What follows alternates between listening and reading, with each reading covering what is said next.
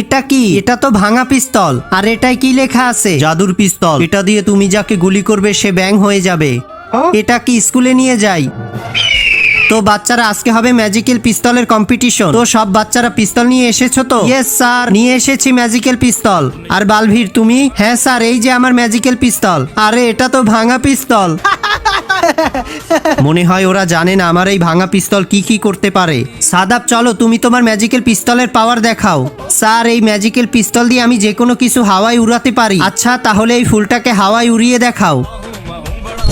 আরে বাহ বেটা বাহ। চলো ফারিদ, এখন তুমি তোমার ম্যাজিক্যাল পিস্তলের পাওয়ার দেখাও। স্যার, এটা এমন একটা ম্যাজিক্যাল পিস্তল, এটা দিয়ে আমি যে কোনো কিছু গায়েব করতে পারবো। আচ্ছা ঠিক আছে, তাহলে এই বইটাকে গায়েব করে দেখাও। স্যার, এটা এমন একটা ম্যাজিক্যাল পিস্তল, এটা দিয়ে আমি যাকে গুলি করব সে ব্যাং হয়ে যাবে। আরে বালভীর, এরপর এমন কিছু হয়েছিল সেটা আপনারা দেখলে হাসতে হাসতে গড়াগড়ি খাবেন।